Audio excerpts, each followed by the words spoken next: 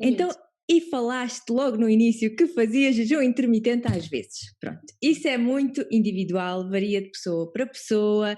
Lá está, é importante haver um acompanhamento, porque o que é o antídoto pode também ser o veneno, dependendo de cada um de nós.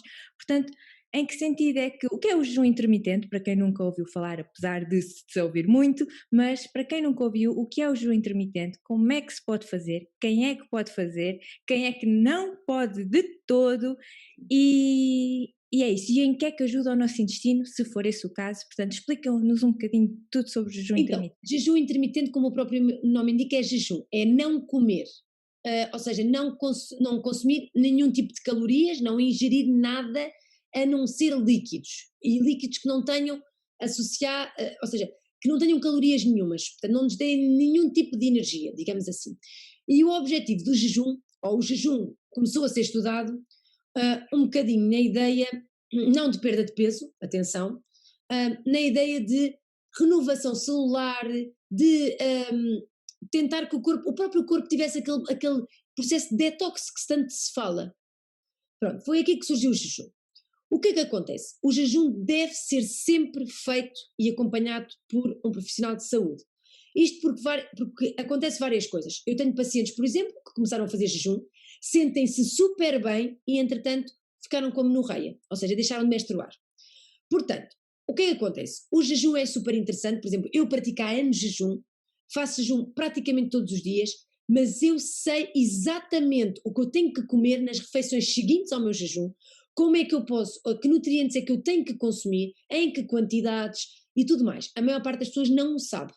Então, quando fazem jejum de 14, 16 horas, de 18, há quem faça de 20, há quem faça de 24, há jejuns de todo o tipo, a pessoa muitas das vezes não sabe o que comer no pós-jejum.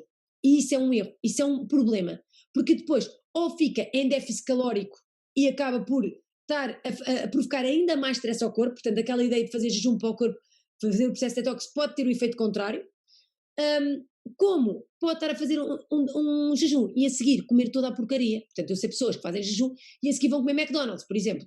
Portanto, isto não é fazer jejum, isto é só não comer durante aquele período e depois comer tudo o que quiser.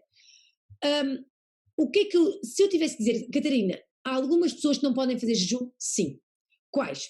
Pessoas que sofrem de stress crónico, portanto, pessoas que têm o cortisol muito aumentado, são uma delas, não devem fazer jejum. Segunda tipo de pessoas que não devem fazer jejum. Pessoas que sofrem de distúrbios alimentares, nomeadamente anorexia, bulimia, a compulsão nem por isso, porque a compulsão até o jejum pode ser um bom complemento, atenção, mas não devem fazer jejum. Pessoas que estão abaixo do peso não devem fazer jejum, não porque não seja benéfico, mas porque podem reduzir ainda mais o peso. E portanto o que deve ser feito deve ser aumentar esse peso e só depois é que usar essa estratégia.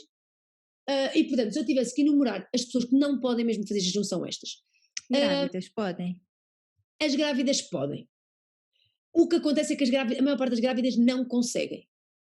Porquê? Porque como passam muitas horas sem comer, quando acordam têm uma baixa de glicose e podem se sentir mal. Agora, por exemplo, uma grávida como eu não estou grávida, não é? Mas se como eu que faço jejum há anos, tá? Parabéns! Obrigada, por isso é que eu estou a perguntar, porque já li imenso que não se pode. E Não, então, às vezes não é tenho assim. fome e como. Não, a questão é, o que acontece é que muitas das vezes as grávidas têm fome e as grávidas sentem-se mal.